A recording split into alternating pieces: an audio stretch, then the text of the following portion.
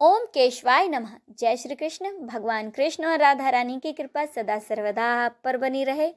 आप सभी का दिन मंगलमय हो। आज के इस वीडियो में आप सुनेंगे माघ मास महात्म्य का 20वां और 21वां अध्याय। तो चलिए शुरू करते हैं। सबसे पहले सुनते हैं 20वां अध्याय।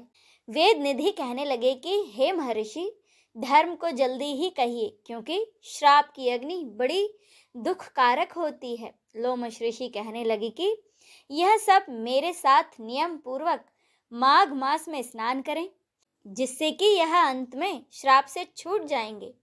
मेरा यह निश्चय है कि शुभ तीर्थ में माघ स्नान करने से शाप का फल नष्ट हो जाता है। 7 जन्मों के पाप तथा इस जन्म के पाप माघ में तीर्थ स्थान पर स्नान करने से नष्ट हो जाते हैं। इस अच्छोद सरोवर में स्नान करने से अवश्य ही इन सबको मोक्ष की प्राप्ति होगी। रासु यज्ञ और अश्वमेध यज्ञ से भी अधिक फल माघ मास में स्नान करने मात्र से मिल जाता है। अतएव संपूर्ण पापों का नाश सहज में ही नाश करने वाला माघ स्नान क्यों ना किया जाए। अब सुने 21वां अध्याय। लोमस जी कहने लगे कि पूर्व काल में अवंती देश में वीरसेन नाम का राजा था। उसने नर्मदा नदी के किनारे रासु यज्ञ किया और अश्वमेध यज्ञ भी किए, जिनके खंभे सोने के बनाए गए। उस राजा ने ब्राह्मणों को अन्न का बहुत सा दान दिया और बहुत सी गाय, सुंदर वस्त्र और सोने के आभूषण भी दान में दिए। वह देवताओं का भक्त और दान देने वाला था।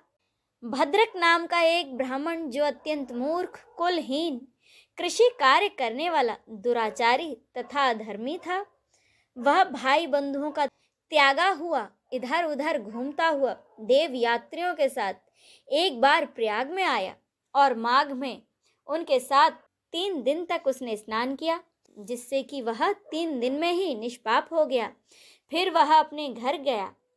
वह ब्राह्मण और राजा दोनों एक ही दिन मृत्यु को प्राप्त हुए। मैंने इन दोनों को बराबर इंद्रलोक में देखा है। तेज, रूप, बल, स्त्री, वस्त्र और आभूषण में दोनों समान ही थे। ऐसा देखकर उसके महात्म्य को क्या कहा जाए। रासु यज्ञ करने वाला स्वर्ग का सुख भोग कर फिर भी जन्म लेता है, परंतु संगम में स्नान करने वाला जन्म मरण से रहित हो जाता है। गंगा और यमुना में संगम की हवा के स्पर्श से ही बहुत से दुख नष्ट हो जाते हैं। अधिक क्या कहें। और किसी भी तीर्थ में किए गए पाप माघ मास में प्रयाग में स्नान करने से नष्ट हो जाते हैं। मैं पिशाच मोचन नाम का एक पुराना इतिहास सुनाता हूँ। इस इतिहास को यह कन्याएं और तुम्हारा पुत्र भी सुने, उससे इनको स्मृति प्राप्त होगी। पुराने समय में देवदूती नाम का एक बड़ा ही गंभीर और वेदों का पारंगत एक वैष्णव ब्राह्मण था। उसने पिशाच को निर्मुक्त किया था। वेद निधि कहने लगा कि वह कहाँ का रहने वाला, किसका पुत्र, किस पिशाच को उसने निर्मुक्त किया था।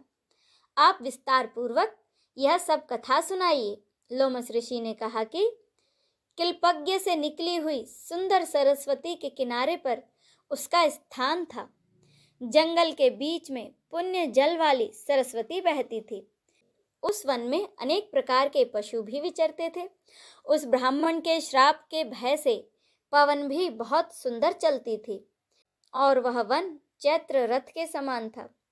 उस जगह धर्मात्मा देवदूती रहता था। उसके पिता का नाम सुमित्र था और वह लक्ष्मी के वरदान से उत्पन्न हुआ था। वह सदैव आत्मा को स्थिर रखता, गर्मी में अपने नेत्र सूर्य की तरफ रखता, वर्षा में खुली जगह पर तपस्या करता, हेमंत ऋतु में सारस्वत सरोवर में बैठता और त्रिकाल संध्या करता। वह राजा जितेंद्रिय और सत्यवादी भी था। अपने आप गिरे हुए फल और पत्तियों का वह भोजन करता था। उसका शरीर सूखकर हड्डियां मात्र रह गई थी। इस प्रकार उसको तप करते हुए वहां पर हजारों साल बीत गए। तप के प्रभाव से उसका शरीर अग्नि के समान प्रज्वलित था। भगवान विष्णु की प्रसन्नता से ही वह सब कर्म करता। दधीचि ऋषि के वरदान से ही वह श्रेष्ठ वैष्णव हुआ था। एक समय उस ब्राह्मण ने वैशाख महीने की एकादशी को भगवान श्री हरि की पूजा कर उनकी सुंदर स्तुति तथा विनती की। उसकी विनती सुनकर भगवान उसी समय गरुड़ पर आरूढ़ हो उसके पास आए।